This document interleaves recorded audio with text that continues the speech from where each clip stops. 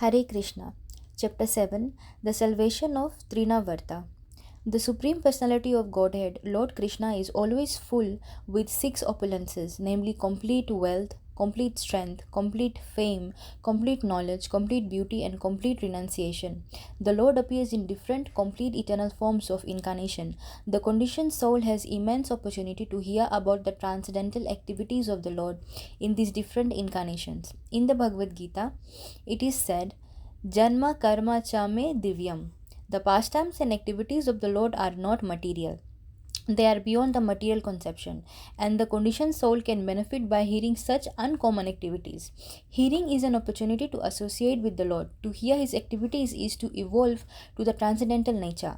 Simply by hearing, the conditioned soul has a natural aptitude to hear something about other conditioned souls in the form of fiction, drama, and novel.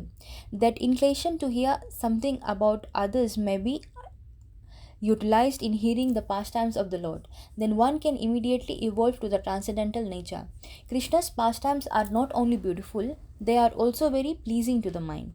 If someone takes advantage of hearing the pastimes of the Lord, the material contamination of dust accumulated in the heart due to long association with material nature can be immediately cleansed.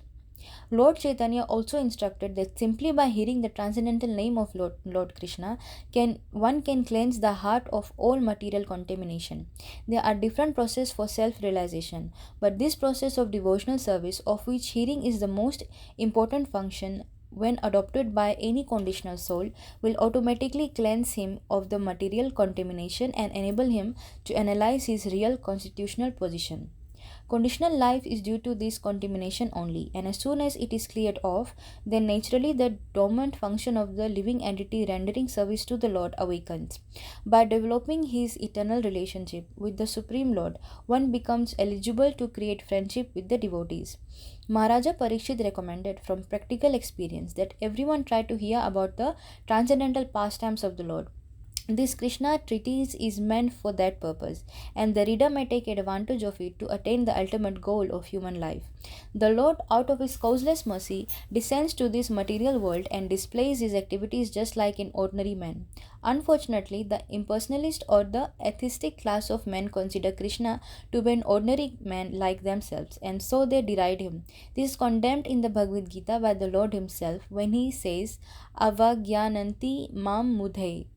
The mudhas or rascals take Krishna to be an ordinary man or a slightly more powerful man. Out of their great misfortune, they cannot accept him as the supreme personality of Godhead. Sometimes such unfortunate persons misrepresent themselves as incarnations of Krishna without referring to the authorized scriptures.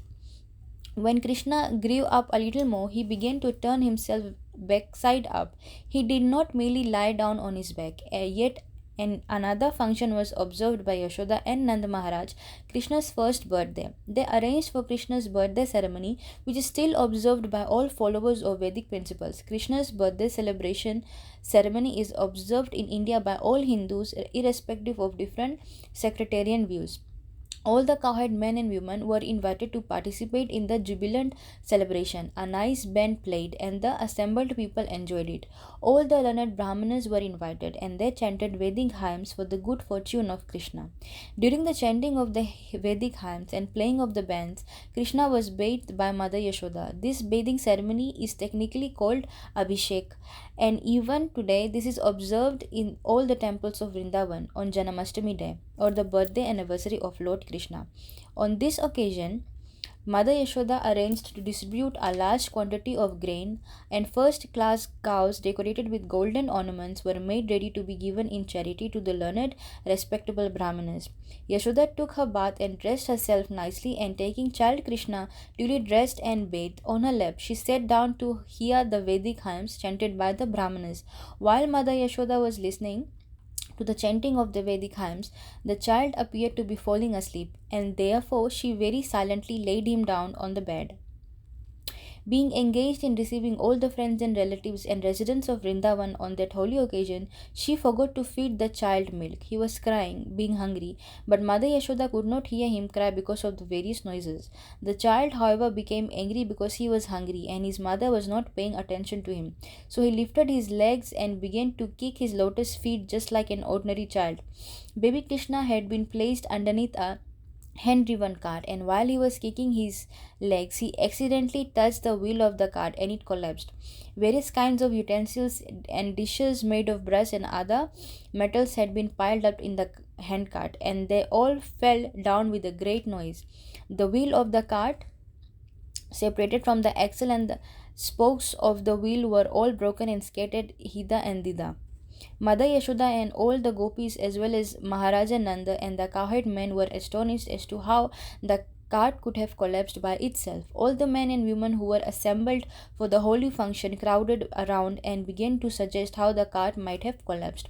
No one could ascertain the cause, but some small children who were entrusted to play with baby Krishna informed the crowd that it was due to Krishna striking his feet against the wheel.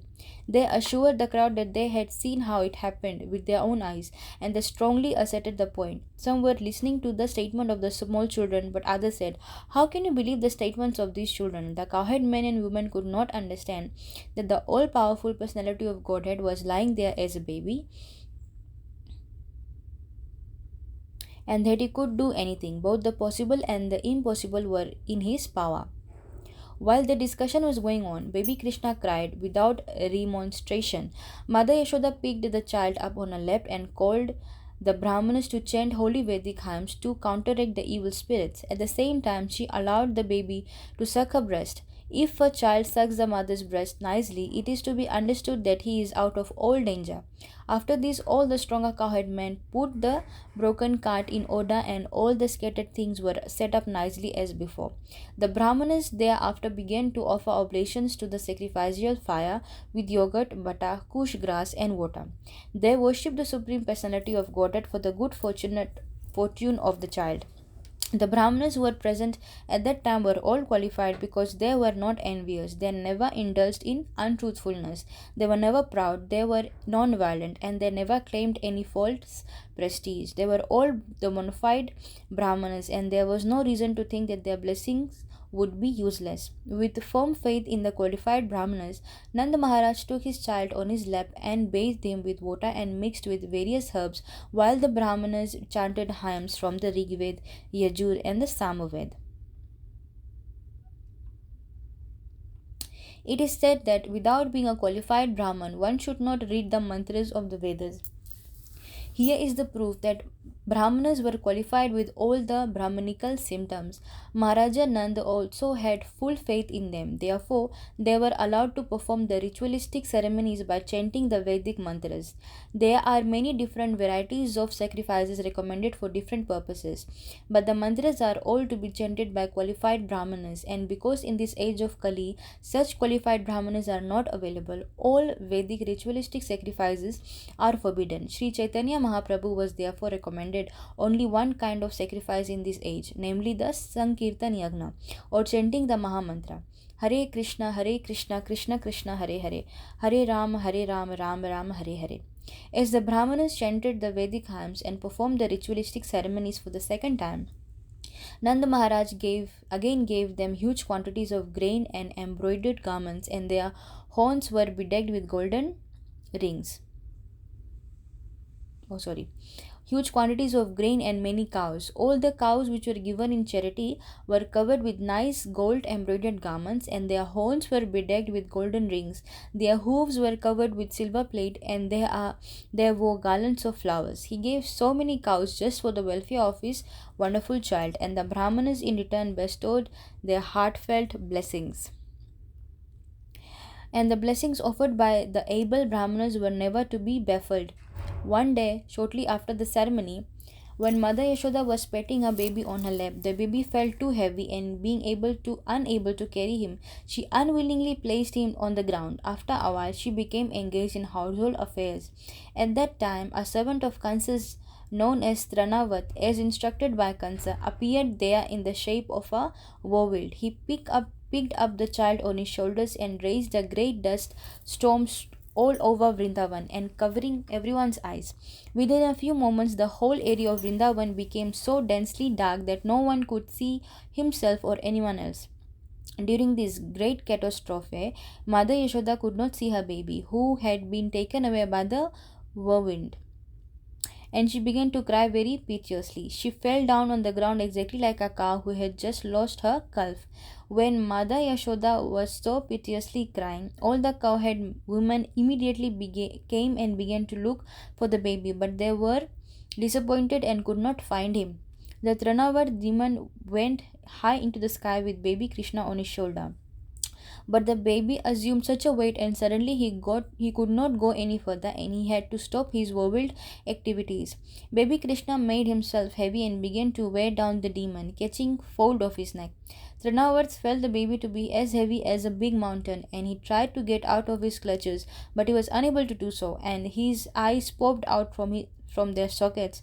Crying very fiercely, he fell down to the ground of Vrindavan and died.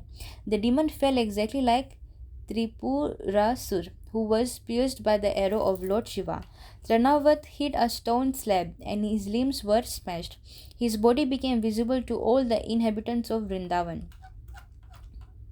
When the gopis saw the demon killed and child Krishna very happily playing on his body, they immediately picked Krishna up with great affection. The cowherd men and women became very happy to get back their beloved child Krishna. At that time, they began to talk about how wonderful it was that the demon had taken away the child to devour him but could not do so. Instead, he fell down dead. Some of them supported the situation. This is proper because those who are too sinful die from their sinful reactions, and child Krishna is pious. Therefore, he is safe from all kinds of fearful situations. And we must too have performed great sacrifices in our previous lives, worshipping the Supreme Personality of Godhead, giving great wealth in charity, and acting philanthropically for the general welfare of men. Because of such pious activities, the child is safe from all danger. The gopis assembled there spoke among themselves. What sort of austerities and penances we must have undergone in our previous lives. We must have worshipped the Supreme Personality of Godhead, offered different kinds of sacrifices, made charities, and performed many welfare activities for the public, such as growing banyan trees and excavating wells. As a result of these pious activities, we have gotten back our child, even though he was supposed to be dead. Now he has come back to unleaven his relatives. After observing such wonderful happenings, Nanda Maharaj began to think of the words of Vasudev again and again. After this incident, when Yashoda once was nursing her child and petting him with great affection, there streamed a profuse supply of milk from her breast, and when she opened the mouth of the child with the fingers, she suddenly saw the universal manifestation within his mouth. She saw within the mouth of Krishna the whole sky, including the luminaries, stars in all the directions, the sun, moon, fire, air, seas, islands, mountains, rivers, forests, and all other movable and immovable entities. When Mother Yashoda saw this, her heart began to throb, and she murmured within himself, "How wonderful this is!" She could not express anything, but simply closed her eyes. She was absorbed in wonderful thoughts. Krishna, showing the universal form of the Supreme Personality of Godhead, even when lying down on the lap of his mother, proves that the Supreme Personality of Godhead is always the Supreme Personality of Godhead, whether he is manifested as a child on the lap of his mother or as a charioteer on the battlefield of Kurukshetra. The concoction of the impersonalist that one can become God by meditating or by some artificial material activities is herewith declared false. God is always God in any condition or status, and the living entities are always the parts and parcels of the Supreme Lord. They can never be equal to the inconceivable, supernatural power of the Supreme Personality of Godhead. Thus ends the Bhaktivedanta purport of the 7th chapter of Krishna, the salvation of Trinavarta. Hare Krishna.